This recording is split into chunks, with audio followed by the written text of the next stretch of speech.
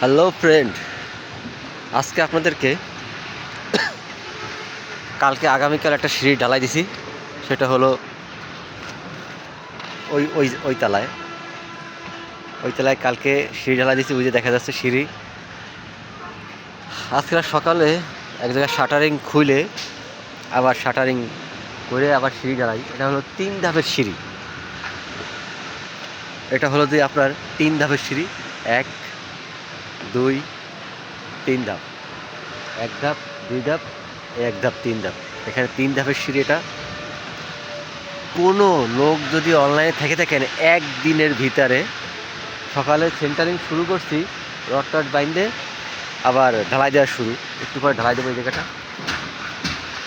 কোনো মিস্ত্রি যদি থেকে থাকেন অনলাইনের ভিতরে যে একদিনের ভিতর সেন্টারিং করে পরের দিন ঢালাই, তাহলে কমেন্টে জানাবেন।